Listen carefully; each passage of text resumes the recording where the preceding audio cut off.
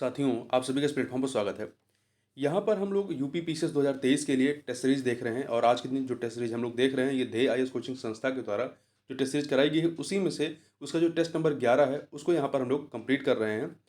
और इस टेस्ट को हम लोग दो पार्ट में करेंगे। पहले पार्ट में 75 क्वेश्चन को और नेक्स्ट पार्ट में 75 क्वेश्चन को कंप्लीट करेंगे। तो चलिए प्रारंभ करते हैं। पहला प्रश्न है कि निम्नलिखित पर विचार करें।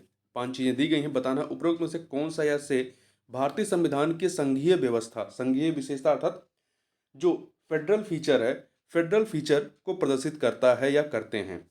तो पहला है कठोर संविधान, दूसरा एकल संविधान, शक्तियों का विभाजन, आपातकालीन उपबंध, संविधान की सर्वोच्चता। तो इसमें देखिए कठोर संविधान, शक्तियों का विभाजन और संविधान की सर्वोच्चता ये जो है फेडरल फीचर्स हैं, संघीय विशेषताएं हैं।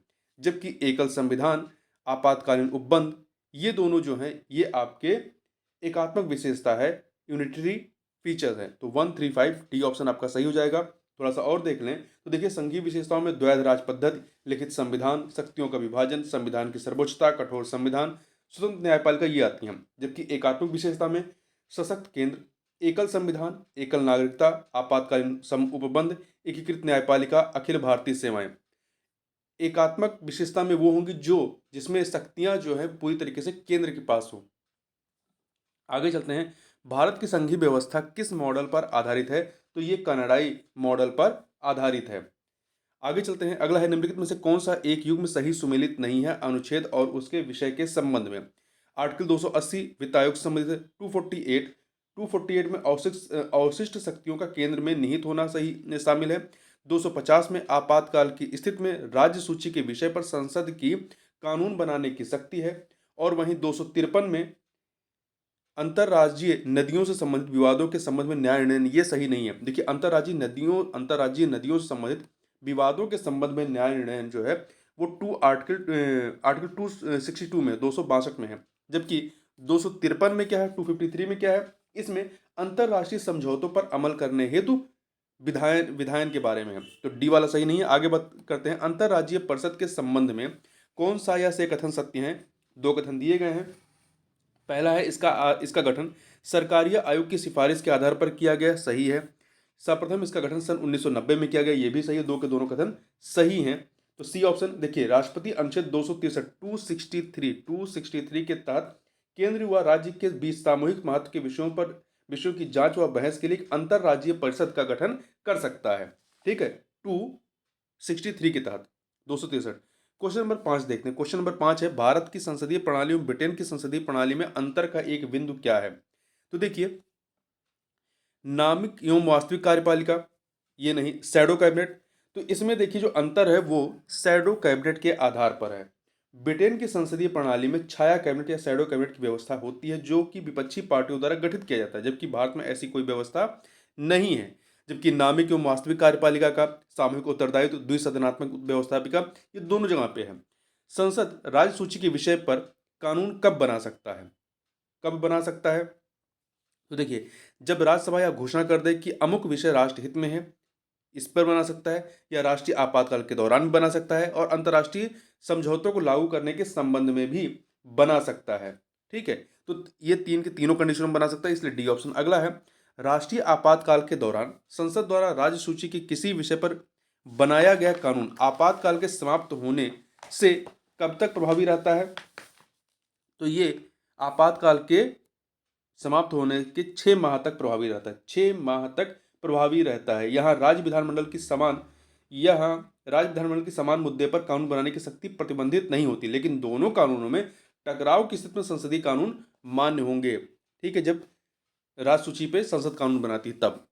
अगला है दो सूचियां दी गई हैं आयोग और उनके गठन का वर्ष, इन्हें हमें सुमेलित करना है। तो देखिए आपका राजमन्नार समिति जो है 1969, राजमन्नार समिति 1969, तो दो से मिलाइए, सॉरी हाँ, राजमन्नार समिति जो है 1969 तो दो से मिला दीजिए। सरकारिया आयोग 1983 वन से मिला दीजिए। पुंछी आयोग 2007 का है तो चार से मिला दीजिए। प्रशासनिक सुधार आयोग मोरारजी देसाई की अध्यक्षता में 1966 में तीन से मिला दीजिए। तो 2143 अर्थात सी ऑप्शन आपका सही हो जाएगा। आगे चलते हैं, क्वेश्चन नंबर 9 देखते हैं।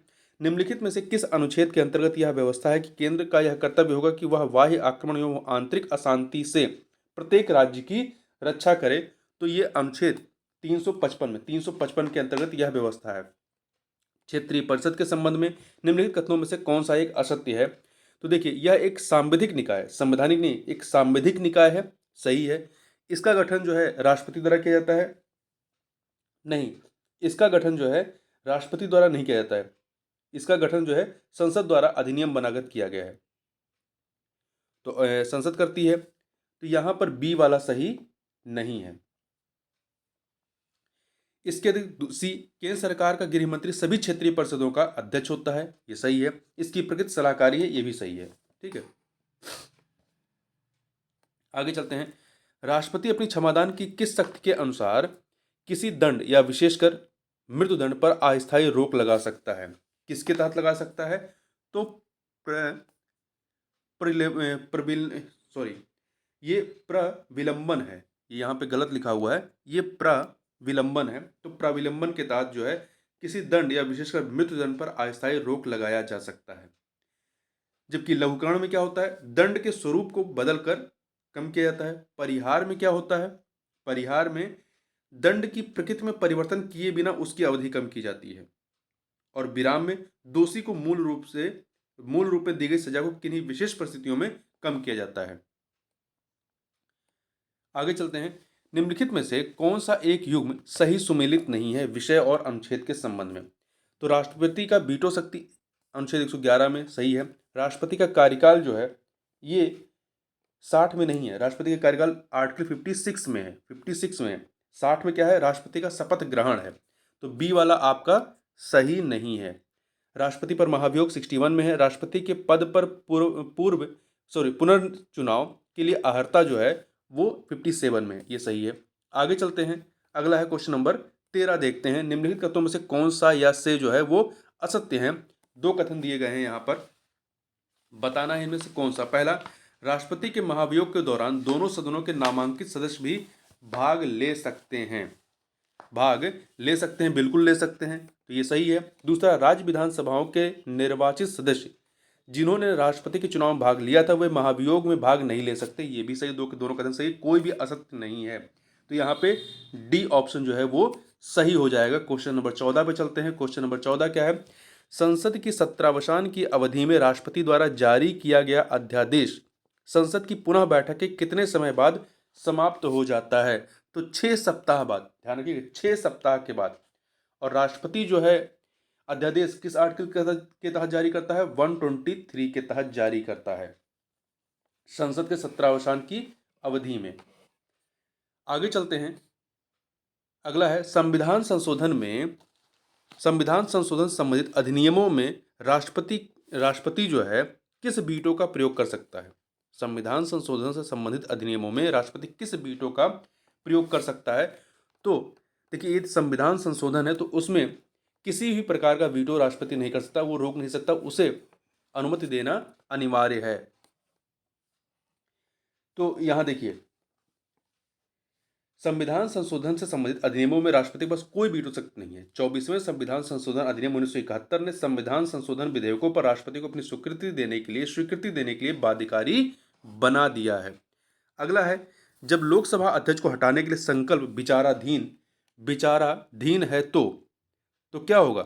अध्यक्ष पीठासीन नहीं होगा। अध्यक्ष जो है वो पीठासीन नहीं होगा, बी ऑप्शन। अगला है, निम्नलिखित पर विचार कीजिए। 4 चीजें दी गई हैं, बताना उपरोक्त में से किन मामलों में संसद के दोनों सदनों की संयुक्त बैठक बुलाने का प्रावधान है? तो साधारण विधेयक के मामले में और वित्त विधेयक के मामले में जो है संयुक्त अधिवेशन बुलाया जा सकता है आर्टिकल 108 के तहत। जबकि धन विधेयक और संविधान संशोधन विधेयक के मामले में संयुक्त बैठक नहीं बुलाई जा सकती। तो 1 और 3 अर्थात सी ऑप्शन यहाँ पर सही हो जाएगा। अगला है, निम्नलिखित में से कौन सी समिति कैग की वार्षिक रिपोर्ट की जांच करती है? तो देखिए, कौन करता है? लोक लेखा समिति। लोक लेखा समिति जो है ये कैग की वार्षिक रिपोर्ट की जांच करती है। लोक लेखा समिति एक स्थायी संसदीय समिति है जिसमें 22 सदस्य होते हैं। 22 में से 15 लोकसभा से और 7 जो है आपके राज्यसभा से होते हैं। आगे चलते हैं, क्वेश्चन नंबर 19 देखते हैं। कथन कांड का प्रश्न है, कथन है कि धन विधेयक के संबंध में राज्यसभा के पास असीमित शक्तियां हैं। ये कथन आपका सही नहीं है, गलत है। लोकसभा के पास होती हैं। कारण, राज्यसभा का धन विधेयक पर 14 दिनों के भीतर स्वीकृति देनी होती है। ये तो सही है, परंतु कथन जो है वो गलत है। तो डी ऑप्शन यहां पर आपका सही हो जाएगा। संविधान के अनुच्छेद 110 में धन विधेयक की परिभाषा दी गई है। धन विधेयक केवल लोकसभा में राष्ट्रपति की सिफारिश से ही प्रस्तुत किया जा सकता है। यह एक सरकारी विधेयक है। लोकसभा से पारित होने के पश्चात इसे राज्यसभा में भेज दिया जाता है। राज्यसभा जो है धन विधेयक को अस्वीकृत या संशोधित नहीं कर सकती, यह केवल सिफारिश कर सकती है। 14 दिनों के भीतर उसे इस पर स्वीकृति देनी होती है, अन्यथा वह राज्यसभा द्वारा पारित माना जाता है। अतः धन विधेयक के संबंध में राज्यसभा के पास असीमित शक्तियां नहीं है, सीमित शक्तियां होती हैं। आगे बात करते हैं 20 नंबर क्वेश्चन। निम्नलिखित कथनों पर से कौन सा या से कथन जो है वो सत्य है। दो कथन दिए गए हैं। उपराष्ट्रपति राज्यसभा का पदेन सभापति होता है, सही है। इसको राष्ट्रपति की तरह महाभियोग द्वारा हटाया जा सकता नहीं। महाभियोग की प्रक्रिया राष्ट्रपति में होती है, तो केवल पहला कथन सही है, तो ए ऑप्शन हो जाएगा। देखिए, उपराष्ट्रपति जो है आर्टिकल 64 के तहत की पदावधि उसके पद ग्रहण करने से लेकर 5 वर्ष तक होती है। उसे हटाने के लिए औपचारिक महाभियोग की आवश्यकता नहीं होती है। उसे राज्यसभा द्वारा पूर्ण बहुमत द्वारा हटाया जा सकता है। इसके लिए लोकसभा की सहमति आवश्यक है। संविधान में उसे हटाने के लिए कोई आधार नहीं दिया गया है। आगे बात करते हैं निम्नलिखित कथनों में से कौन सा या से जो कथन है वो सत्य है। तो 3 कथन दिए गए हैं। अनुच्छेद 75 में मंत्रियों के व्यक्तिगत उत्तरदायित्व का सिद्धांत वर्णित है, तो यह कथन सही है। यह कथन आपका सही है। दूसरा, मंत्रिपरिषद लोकसभा के प्रति सामूहिक रूप से उत्तरदायी होती है, यह भी सही है। तीसरा, राष्ट्रपति किसी भी मंत्री को बिना प्रधानमंत्री की सलाह पर भी हटा सकता है, नहीं, बिल्कुल नहीं, प्रधानमंत्री की सलाह पर ही हटा सकता है। तो यहां पर आपका 1 2 डी ऑप्शन। निम्नलिखित में से किस संविधान संशोधन अधिनियम के तहत यह वर्णित है कि इस प्रधानमंत्री सहित मंत्रिपरिषद के सदस्यों की कुल संख्या लोकसभा सदस्यों की कुल संख्या के 15% से अधिक नहीं होगी। तो 91वें संविधान संशोधन अधिनियम 2003 के द्वारा यह वर्णित किया गया कि प्रधानमंत्री सहित मंत्रिपरिषद के कुल सदस्यों की संख्या लोकसभा सदस्यों की कुल संख्या के 15% से अधिक नहीं होगी। क्वेश्चन नंबर 23 देखते हैं। उच्चतम न्यायालय का वह क्षेत्राधिकार जिसके अंतर्गत वह केंद्र व एक या अधिक राज्यों के बीच किसी विवाद में निर्णय देता है, क्या कहलाता है? तो ये आपका मूल क्षेत्राधिकार कहलाता है। क्या कहलाता है? मूल क्षेत्राधिकार। आर्टिकल 131 के तहत मूल क्षेत्राधिकार आता है। अगला है, निम्नलिखित में से कौन सा एक युग्म सही सुमेलित नहीं है विषय और अनुच्छेद के संबंध में? देखिए, उच्चतम न्यायालय का अभिलेख न्यायालय होना आर्टिकल 129 में दिया गया है। कार्यकारी मुख्य न्यायाधीश की नियुक्ति आर्टिकल 126 में है। आर्टिकल 126 में है, 24 में नहीं है, तो बी वाला सही नहीं है। 124 में क्या है?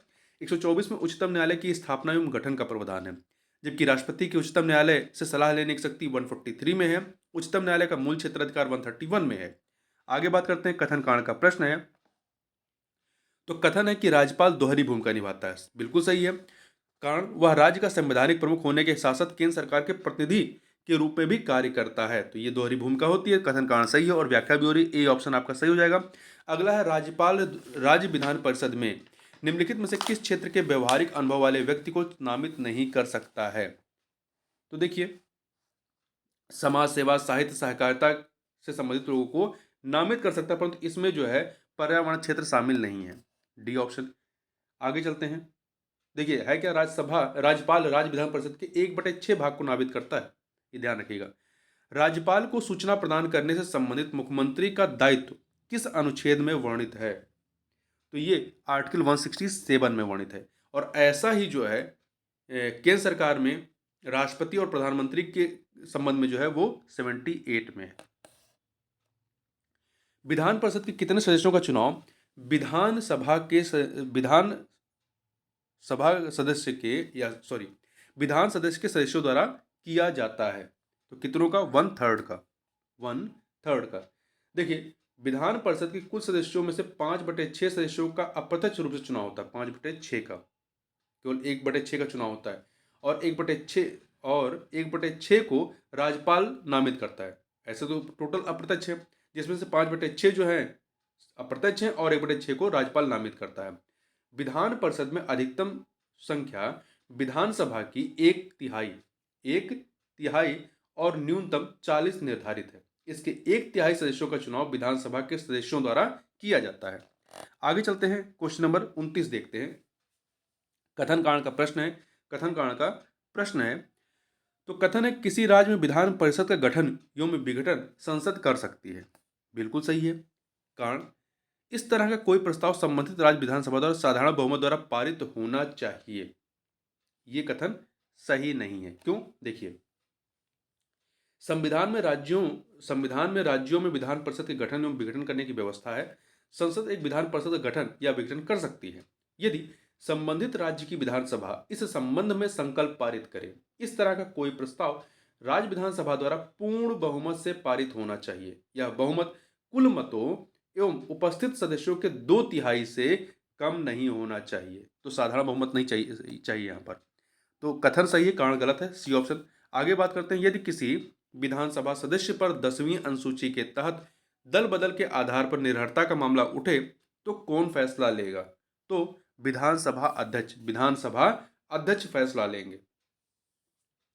राज्य मानवाधिकार आयोग के अध्यक्ष व अन्य सदस्यों का कार्यकाल कितना होता है? तो 3 वर्ष या 70 वर्ष की आयु तक। 3 वर्ष या 70 वर्ष की आयु तक इनका कार्यकाल होता है। राज्य मानवाधिकार आयोग के अध्यक्ष व अन्य सदस्यों की नियुक्ति राज्यपाल द्वारा की जाती है। तो 3 वर्ष या 70 वर्ष की आयु, ये इंपॉर्टेंट है। क्वेश्चन नंबर 32 देखते हैं। कथन कांड का प्रश्न है। कथन है कि राज्य के मुख्य सूचना आयुक्त केंद्र सरकार द्वारा निर्धारित अवधि या 65 वर्ष की आयु तक अपने पद पर बने रहेंगे। ये कथन सही है। इन्हें पुनर्नियुक्ति की पात्रता नहीं होती, ये भी सही है। तो कथन कांड तो सही है, परंतु व्याख्या नहीं कर रहा है। यहां पे बी ऑप्शन। देखिए, सूचना का अधिकार अधिनियम 2005 द्वारा केंद्रीय सूचना आयोग तथा राज्य स्तर पर राज्य सूचना आयोग की स्थापना का प्रावधान किया गया है। आगे बात करते हैं, केंद्रीय सतर्कता आयोग के संबंध में निम्नलिखित कथनों में से कौन सा या से सत्य है? पहला, यह एक सांविधिक संस्था है। सही है। इसका गठन संथानम समिति की सिफारिश पर हुआ था। 1962-64 की ये कमेटी रही है। केंद्रीय सतर्कता आयुक्त का कार्यकाल 4 वर्ष या 65 वर्ष की आयु 4 वर्ष या 65 वर्ष की आयु होती है। सही है। तो यहाँ पे सबके सब कथन सही हैं, तो डी ऑप्शन हो जाएगा आपका। ठीक है। सितंबर 2003 में संसद द्वारा पारित एक विधि द्वारा इसे सांविधिक दर्जा प्रदान किया गया था। आगे बढ़ते हैं। निम्नलिखित में से किस अनुच्छेद के तहत असम राज्य के लिए विशेष प्रावधान है? तो अनुच्छेद 371 बी के तहत। 371 बी के तहत देखिए, 371 में जो है महाराष्ट्र तथा गुजरात के लिए विशेष प्रावधान है। 371 ए में नागालैंड के लिए विशेष प्रावधान है। 371 बी में असम के लिए है और 371 डी में आंध्र प्रदेश के लिए विशेष प्रावधान है। निम्नलिखित पंचायती राज से संबंधित समितियों को उनके गठन वर्ष के कालक्रमानुसार व्यवस्थित कीजिए। तो देखिए, इसमें सबसे पहले कौन सी कमेटी आती है? बलवंत राय मेहता कमेटी आएगी। बलवंत राय मेहता 1957। फिर अशोक मेहता समिति आएगी। अशोक मेहता समिति इनकी ये आती है 1977 1977 में। फिर इसके बाद जो है जी वी के राव समिति आएगी 1985 में। और फिर एल एम सिंघवी समिति आएगी 1986 में। तो 2413 बी ऑप्शन आपका सही हो जाएगा। आगे बढ़ते हैं, क्वेश्चन नंबर 36 देखते हैं। 92वें संविधान संशोधन अधिनियम द्वारा निम्नलिखित में से कौन सी भाषा 8वीं अनुसूची में नहीं जोड़ी गई है? तो बोडो, मैथिली, संथाली ये जोड़ी गई हैं। इसमें देखिए, 92वें संविधान संशोधन अधिनियम 2003 के द्वारा 4 भाषाएं जोड़ी गई थी, मैथिली, डोगरी, बोडो और संथाली। इसमें मणिपुरी नहीं है। मणिपुरी को जो है 71वें संविधान संशोधन अधिनियम 1992 के द्वारा 3 भाषाएं, कोंकणी, मणिपुरी और नेपाली, तो मणिपुरी को जो है 71वें संविधान संशोधन के द्वारा जोड़ी गई थी। आगे बात करते हैं, सहकारी समितियों के संबंध में निम्नलिखित कथनों में से कौन सा या से असत्य है? असत्य कथन की बात हमें करनी है। पहला, 97वें संविधान संशोधन अधिनियम 2011 के द्वारा सहकारी समितियां बनाने के अधिकार को मौलिक अधिकार बनाया गया। ये कथन सही है। ये कथन आपका सही है। और इसके द्वारा संविधान में एक नया खंड 9B जोड़ा गया। 9B जोड़ा गया। और इसमें जो है जो संविधान में आर्टिकल जोड़े गए 243 से 243 जेड एच से लेकर के जेड टी तक, ये सहकारी समिति से संबंधित है। तो पहला कथन सही है। दूसरा, किसी सहकारी समिति के निदेशकों की संख्या 11 से अधिक नहीं होनी चाहिए, ये कथन गलत है। निदेशकों की अधिकतम संख्या 21 होनी चाहिए। 21 देखिए है क्या, सहकारी समितियों के निदेशकों की संख्या राज्य विधानमंडल द्वारा तय की जाती है, लेकिन निदेशकों की अधिकतम संख्या 21 होगी, इससे अधिक नहीं। तो पहला सही है, दूसरा गलत है। तो असत्य कौन सा है? बी वाला, 2 वाला। निम्नलिखित में से किस एक का चुनाव भारतीय निर्वाचन आयोग नहीं करता है? तो किसका नहीं करता? देखिए, राष्ट्रपति का करता है, सांसद का करता है, विधायक का करता है, पर मेयर का नहीं करता। भारतीय निर्वाचन आयोग मेयर का चुनाव नहीं करवाता है। ठीक है, आगे चलते हैं। ये इसको जो है राज्य निर्वाचन आयोग करवाता है। अगला है कथन कारण का प्रश्न है। कथन दिया गया है कि मुख्य निर्वाचन आयुक्त राष्ट्रपति के प्रसाद पर्यंत पद धारण करता है, ये कथन गलत है। कारण, मुख्य निर्वाचन आयुक्त की नियुक्ति राष्ट्रपति द्वारा की जाती है, ये सही है। नियुक्ति तो राष्ट्रपति करता है, परंतु प्रसाद पर्यंत पद नहीं धारण करता है। तो डी ऑप्शन कथन गलत है, कारण सही है। देखिए, मुख्य निर्वाचन आयुक्त की नियुक्ति जो है राष्ट्रपति द्वारा की जाती है, किंतु वह राष्ट्रपति के प्रसाद पर्यंत पद नहीं धारण करता है, क्योंकि उसे पद से उसी रीति व उन्हीं आधारों पर हटाया जाता है जिस रीति व आधारों पर उच्चतम न्यायालय के न्यायाधीश को हटाया जाता है। अतः उन्हें दुर्व्यवहार एवं अक्षमता के आधार पर संसद के दोनों सदनों द्वारा विशेष बहुमत के संकल्प पारित करके राष्ट्रपति द्वारा हटाया जाता है। क्वेश्चन नंबर 40 देखते हैं। भारतीय संसद में के परिप्रेक्ष्य में शून्यकाल कहा जाता है, किसे कहा जाता है? तो प्रश्नकाल के तुरंत बाद का समय जो है वो शून्यकाल कहलाता है। शून्यकाल 12 बजे से 1 बजे का। निम्नलिखित राज्यों में से कौन राज्यसभा में एक समान सीटों का प्रतिनिधित्व नहीं करता है? देखिए, आंध्र प्रदेश, गुजरात और मध्य प्रदेश। आंध्र प्रदेश, गुजरात और मध्य प्रदेश में प्रत्येक में राज्यसभा की 11 सीटें हैं, जबकि उड़ीसा में 10 सीटें हैं। तो आपका उड़ीसा वाला सेम नहीं है। उड़ीसा और राजस्थान में दोनों में 10 सीटें हैं। ठीक है, तो यहां पर सी ऑप्शन आपका सही हो जाएगा। प्राक्कलन समिति से संबंधित निम्नलिखित कथनों पर विचार कीजिए। 3 कथन दिए गए, बताना कौन सा इसमें असत्य कथन है। राज्यसभा का इस समिति में कोई प्रतिनिधित्व नहीं होता, सही, बिल्कुल सही है। समिति की अध्यक्षता लोकसभा अध्यक्ष द्वारा की जाती है, नहीं, ये गलत है। कोई भी मंत्री इस समिति का सदस्य नहीं चुना जा सकता, ये भी सही है। तो केवल दूसरा वाला असत्य है। देखिए, प्राक्कलन समिति की अध्यक्षता लोकसभा के सदस्य द्वारा की जाती है, जिसकी नियुक्ति लोकसभा अध्यक्ष के द्वारा की जाती है। इसमें सारे सदस्य जो होते हैं वो आपके लोकसभा के होते हैं। आगे चलते हैं। राज्य मानवाधिकार आयोग के अध्यक्ष एवं सदस्यों की नियुक्ति राज्यपाल द्वारा की जाती है, लेकिन उन्हें हटाया जा सकता है केवल राष्ट्रपति के द्वारा। ठीक है, राष्ट्रपति उन्हें उसी आधार पर पद से हटाते हैं जिस आधार व रीति पर वह राष्ट्रीय मानवाधिकार आयोग के अध्यक्ष एवं सदस्यों को हटाते हैं। निम्नलिखित कथनों पर विचार कीजिए। 2 कथन दिए गए, बताना उपरोक्त कथनों में से कौन सा या शेष सत्य कथन है। पहला, नीति आयोग एक गैर वैधानिक निकाय है, सही है। नीति आयोग एक गैर संवैधानिक निकाय है, दोनों ही है यह। ठीक है, ना ही ये वैधानिक है ना ही संवैधानिक है। तो 2 के दोनों कथन यहां पर सत्य हैं। नीति आयोग के संबंध में बात करें तो नीति आयोग योजना आयोग की तरह ही भारत सरकार के कार्यकारी संकल्प द्वारा सृजित निकाय है। यह भारत सरकार के नीति निर्माण का शीर्ष प्रबुद्ध मंडल है, थिंक टैंक है, जिसका गठन 1 जनवरी 2015 को किया गया था। अगला प्रश्न है, निम्नलिखित कथनों पर विचार कीजिए। 3 कथन दिए गए, बताना कौन सा या से कथन सत्य है। पहला, विश्व में सर्वप्रथम लोकपाल संस्था की कल्पना स्वीडन में की गई थी, ये कथन आपका सही है। दूसरा, भारत के प्रथम लोकपाल अध्यक्ष पीसी घोष हैं, ये भी सही है। लोकपाल अध्यक्ष का कार्यकाल 5 वर्ष या 65 वर्ष की आयु तक होता है, ये कथन आपका सही नहीं। 5 वर्ष या 70 वर्ष की आयु, 5 वर्ष या 70 वर्ष की आयु, तो तीसरा गलत है। तो 1 और 2 सही है। वर्ष 1809 में स्वीडन में स्वतंत्र पर्यवेक्षी एजेंसी के रूप में लोकपाल संस्था की स्थापना हुई थी। ऐसा व्यक्ति जो भारत का मुख्य न्यायाधीश रहा है या उच्चतम न्यायालय का न्यायाधीश है या रहा है, वह लोकपाल अध्यक्ष होने की योग्यता रखता है। पहले मुख्य न्यायाधीश के लिए ही योग्यता थी, बाद में इसे चेंज किया गया है कि उच्चतम न्यायालय का न्यायाधीश भी इसका अध्यक्ष हो सकता है। इसका कार्यकाल 5 वर्ष या 70 वर्ष की आयु होती है। निम्नलिखित अनुच्छेदों में से किस एक में यह वर्णित है कि राज्यपाल को सहायता एवं सलाह देने हेतु एक मंत्रिपरिषद होगी जिसका प्रधान मुख्यमंत्री होगा? ये आर्टिकल 163 में। निम्नलिखित में से कौन सा एक मुख्य व्यय भारत की संचित निधि पर भारित नहीं है? तो देखिए कौन सा नहीं है। लोकसभा अध्यक्ष के वेतन और भत्ते हैं, भारत के नियंत्रक और महालेखा परीक्षक की पेंशन है, उच्चतम न्यायालय के न्यायाधीशों का वेतन नहीं, उच्चतम न्यायालय के न्यायाधीशों का वेतन जो है वो राज्य की संचित निधि पर भारित होता है, परंतु इनकी जो पेंशन होती है वो भारत की संचित निधि पर भारित होती है। तो सी वाला सही नहीं है, डी उच्चतम न्यायालय के न्यायाधीशों की पेंशन ये सही है। आगे चलते हैं। राष्ट्रपति के निर्वाचक मंडल में केंद्र शासित प्रदेशों दिल्ली और पुडुचेरी विधानसभाओं के निर्वाचित सदस्यों को किस वर्ष शामिल किया गया? तो किस वर्ष शामिल किया गया? 1992 में शामिल किया गया था।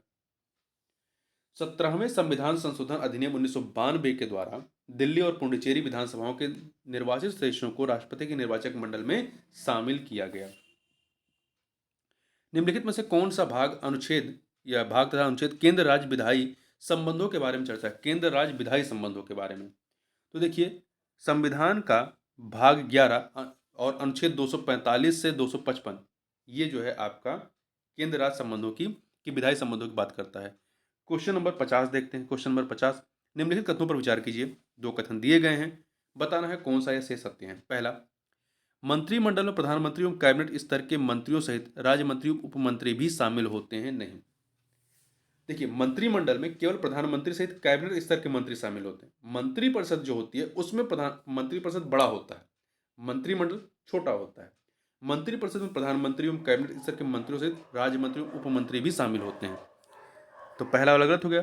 मंत्रिपरिषद केवल प्रधानमंत्री सहित कैबिनेट स्तर के मंत्रियों की परिषद होती है, ये गलत है। दो के दोनों उल्टा अपोजिट लिखे गए हैं, तो यहाँ पे डी ऑप्शन हो जाएगा। निम्नलिखित अनुच्छेदों में से किस एक के तहत लोकसभा अध्यक्ष अपने निर्णायक मत का प्रयोग करते हैं?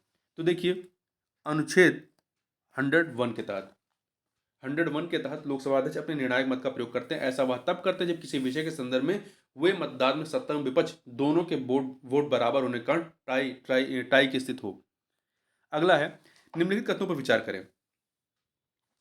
तो यहाँ पर दो कथन दिए गए हैं, बताना है कौन सा या से सत्य है। पहला, संविधान में बजट को वार्षिक वित्तीय विवरण कहा गया है, आर्टिकल 112 में, सही है।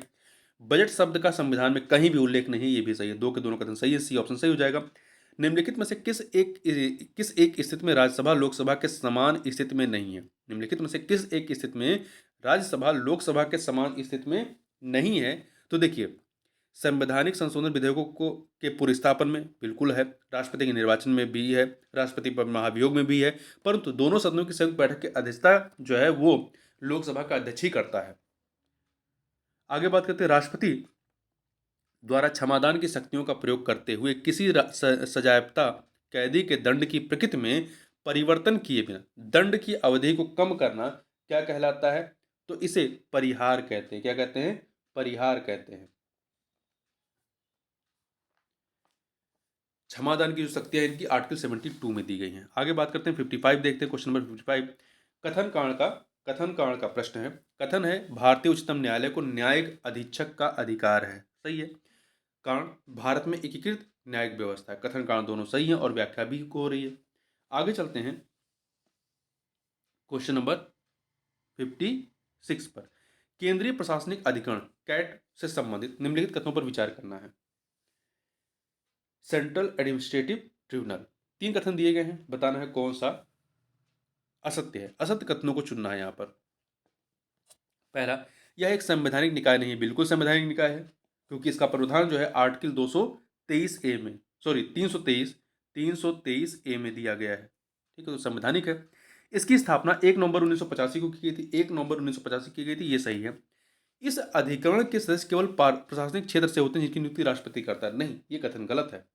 इसमें न्यायिक तथा प्रशासनिक दोनों क्षेत्र के लोग सदस्य हो सकते हैं जिनकी नियुक्ति राष्ट्रपति द्वारा की जाती है। तो पहला और तीसरा कथन गलत है, इसलिए ए ऑप्शन। राष्ट्रीय पिछड़ा वर्ग आयोग के संदर्भ में कौन सा एक कथन असत्य है? असत्य कथन बताना है। इसकी स्थापना 1993 में की गई थी, सही है। इसके अध्यक्ष की नियुक्ति राष्ट्रपति द्वारा की जाती है, ये भी सही है। 103वें संविधान संशोधन अधिनियम द्वारा इसको संवैधानिक दर्जा दिया गया, नहीं 103वें के द्वारा नहीं, 102 के द्वारा, 102 के द्वारा। तो सी ऑप्शन सही नहीं है। इसके सदस्यों की सेवा शर्तों का निर्धारण राष्ट्रपति करते हैं, ये सही है। क्वेश्चन नंबर 58 देखते हैं। नमित शर्मा नमित शर्मा बनाम भारत संघवाद का संबंध किससे है? तो इसका संबंध देखें किससे है, तो सूचना का अधिकार अधिनियम 2005 से, सूचना का अधिकार अधिनियम 2005 से है। देखिए, यह अधिनियम 12 अक्टूबर 2005 को लागू हुआ था। आगे बात करते हैं, क्वेश्चन नंबर 59 देखते हैं। निम्नलिखित में से किस एक संवैधानिक संशोधन द्वारा आंग्ल भारतीय समुदाय के लोकसभा में प्रतिनिधित्व की राष्ट्रपति की शक्ति को समाप्त कर दिया गया है वर्तमान में? तो 104वें संविधान संशोधन अधिनियम के द्वारा, 104वें संविधान संशोधन के द्वारा। इससे पूर्व अनुच्छेद 331 के अंतर्गत राष्ट्रपति को यह शक्ति प्राप्त थी कि यदि लोकसभा में आंग्ल भारतीय समुदाय का पर्याप्त प्रतिनिधित्व नहीं है तो वह लोकसभा में उस समुदाय से 2 सदस्यों को मनोनीत कर सकता है।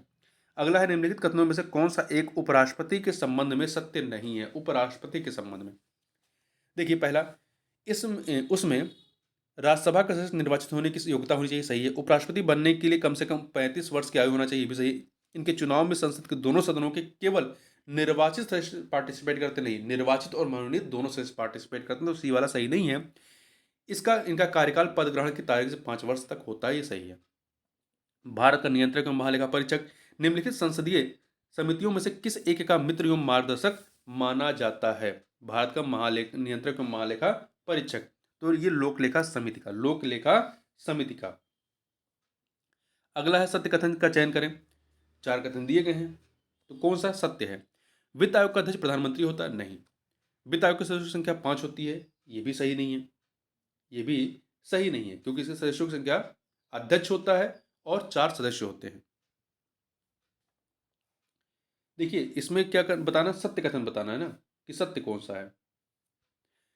राज्य वित्त आयोग एक संवैधानिक संस्था है, राज्य वित्त आयोग, ये सही है, तो सी वाला जो है सही है। देखिए, अनुच्छेद 280 के अंतर्गत वित्त आयोग का अध्यक्ष राष्ट्रपति द्वारा नियुक्त कोई व्यक्ति होता है। इसके अतिरिक्त इसमें 4 सदस्य होते हैं। तो अगर ऐसे देखा जाए कि सदस्य कुल, तो अध्यक्ष को लेकर के तो कुल 5 हो जाएंगे, तो इस प्रकार से आपका बी ऑप्शन भी सही होना चाहिए। प्रत्येक 5 वर्ष बाद वित्त आयोग के पुनर्गठन का प्रावधान है। वित्त आयोग का प्रमुख कार्य केंद्र और राज्यों के बीच करों के बंटवारे की सिफारिशें प्रस्तुत करना है। 15वें वित्त आयोग ने अपनी रिपोर्ट 9 नवंबर 2020 को सौंपी थी, जिसके अध्यक्ष एन के सिंह रहे हैं। भारतीय संविधान के अनुच्छेद 243 के अनुसार राज्य वित्त आयोग का गठन किया गया। यह एक संवैधानिक संस्था है।